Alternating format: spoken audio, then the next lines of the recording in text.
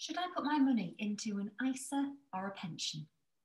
ISAs and pensions are merely tax wrappers that you can put around cash savings or investments. So if you're looking at an ISA or a pension, the one thing that we can be sure of is you're looking to put some money away to save for some point in the future.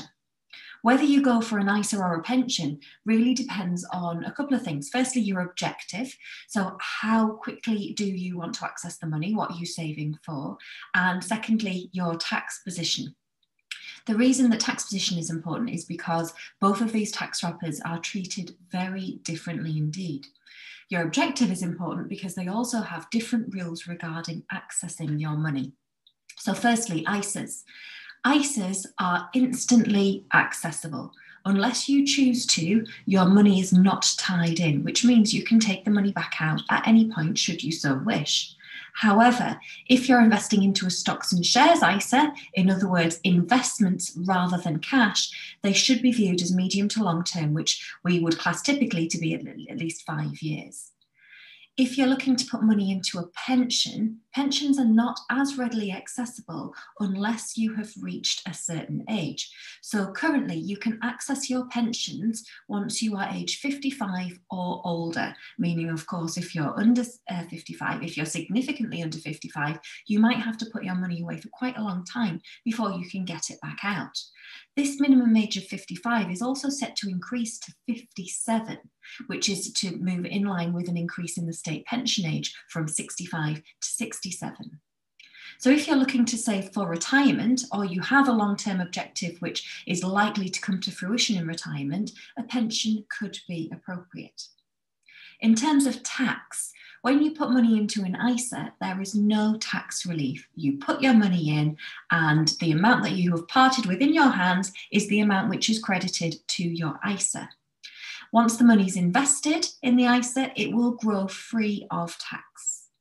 When you come to take your money out in future years, that money will also be tax-free. So the return that has been generated by the money in the ISA, whilst it's been in there, will not be subject to income tax or capital gains tax.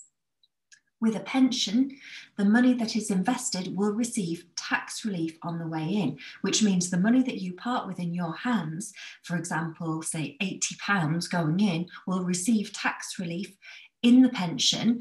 At the basic rate, that £80 would be relieved up to £100. And if you were a higher rate taxpayer, that £100 contribution would only have cost you £60 because you would get £40 tax relief. So you would receive tax relief at your marginal rate. As a basic rate taxpayer, that's 20%. As a higher rate taxpayer, that would be 40%. An additional rate taxpayer, 45%. If you're a non-taxpayer, you can also receive basic rate tax relief on certain contributions up to certain limits. Currently, a gross contribution of £3,600 per annum can be made on a tax relievable basis.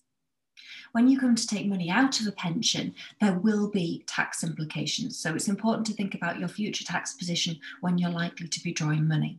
Your pension pot will be able to provide a 25% tax-free cash lump sum. So a quarter of the pension pot you can take out as tax-free cash. The other 3/4 will be taxable at your marginal rate. So again, if you're a basic rate taxpayer, once you then start to draw your pension income, that will be taxed at the basic rate. If it took you into the higher rate tax bracket, the proportion in the higher rate tax bracket would be charged to tax at 40%. So the income tax relief that you've received on the way in is likely to be unwound in part on the income when you draw it out, if that income will make you a taxpayer. If, of course, the income that you draw keeps you under the personal allowance, then there would be no tax to pay. And that tax relief you'd received on the way in, you wouldn't have to repay on the way out. One final point to note with regards to the differences between ISAs and pensions: inheritance tax.